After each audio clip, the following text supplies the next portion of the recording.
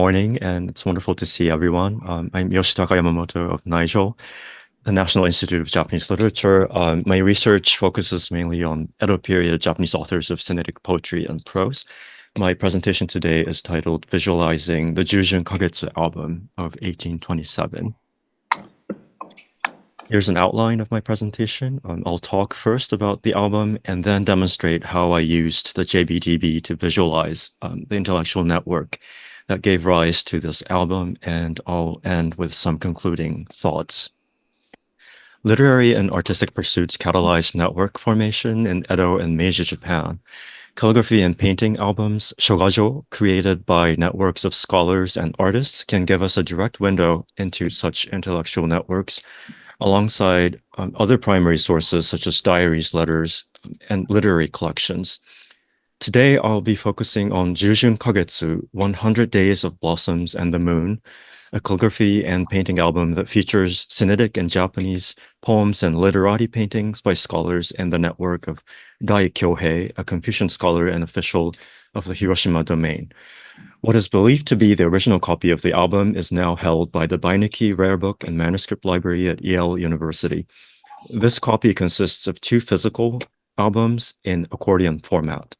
In the Meiji period, this album was reproduced by woodblock printing, but the original copy was long thought to have been lost.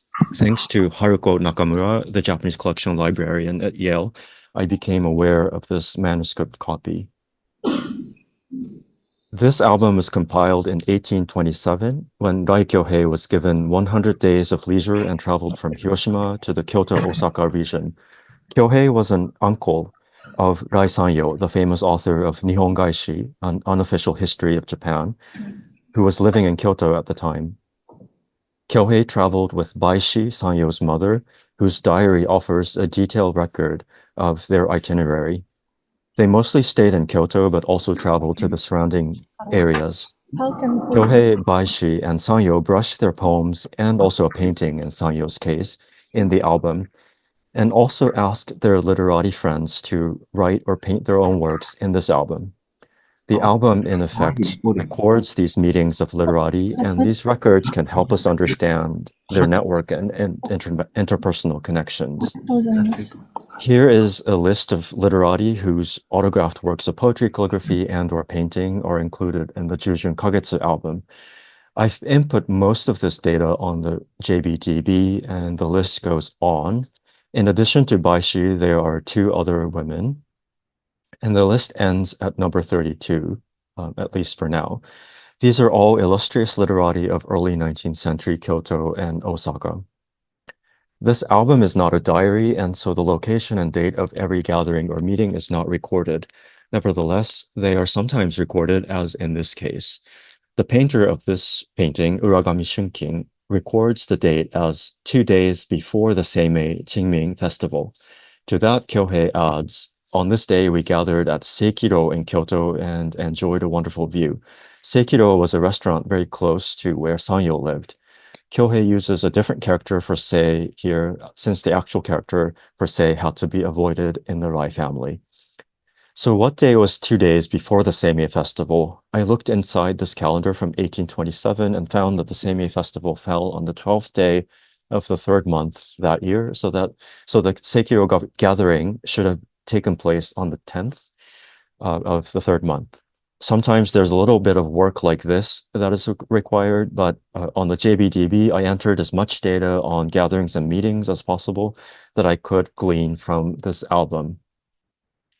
From this slide onwards, I will go over some of the visualizations that I performed on the JBDB. This diagram shows how the literati who appear in the Jujun Kagetsu album are connected to one another. The circle size shows how well connected each person is based on all of the data that is available on the JBDB, whereas the line thickness represents the number of events, that is meetings, as recorded in the Jujun Kagetsu album. This diagram helps us grasp who had frequent meetings. So Kyohei and Sanyo often had meetings together, and we also see that Shinozaki Shochiku was frequently with Kyohei. Daigan and Uragami Shunkin also participated frequently in meetings. Also, this diagram helps us understand connections among waka poets. Baishi met with Kamono Suetaka, while Kyohei met with Kagawa Kageki. We may be able to keep track of these types of information even without a visual diagram, but a diagram like this is very helpful in how it enables us to detect trends and also see important details quickly. This graph shows the different types of events or meetings that appear in the album. So far, I have input only the meetings that can be dated, either by what is written in the album or with the help of Baishi's diary. I'll need to think further about what to do with undated meetings, which, if added to the data set, will change the way the previous diagram looks. Being aware of what data we're working with is something that we need to be very mindful of when we use data-based visualizations. Also, the categories and types of events that are available for selection on the JBDB currently are still limited. So the categories that are shown here, banquets, poetry gatherings, and formalities, don't necessarily capture the nature of each and every meeting. For example, I didn't quite know what event category to use for a riverboat cruise or for a flower viewing outing. This next diagram visualizes kinship-based connections of some of the literati who appear in the album. Their names are color-coded in red.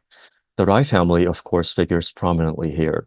One thing that I found extremely helpful about this diagram is that it shows Koichi Genzi's name. I actually hadn't realized that he was Sanyo's father-in-law, but thanks to JBDB, now I know. This third diagram shows non-kinship connections of some of the literati in the album. This slide only shows a part of the much larger diagram. This cluster consists of mainly Confucian scholars like Kyohei Sanyo and Kan Chazan. A different part of the non-kinship diagram has a cluster of waka poets. An important characteristic of this album is that it includes not only Sinitic poetry, but also Japanese waka poetry. And this diagram confirms the fact that waka poetry played an important role in Kyohei's intellectual network, especially thanks to Baishi. This is another part of the non-kinship diagram, which consists of a single teacher-student relationship. This too I didn't know, but Shinozaki Shochiku taught Rai Mikisaburo, who happens to be Sanyo's son. Geographical visualization is another important function of the JBDB. This map shows the geographical distribution of events in which the literati featured in the album participated. This visualization helps us see that there are two key regions for this particular group of literati. One is Hiroshima, the home grounds of the Rai family, and the other is the Kyoto-Osaka region, or Kamigata. This was already apparent to me, but this visualization is helpful in that it further strengthens my understanding.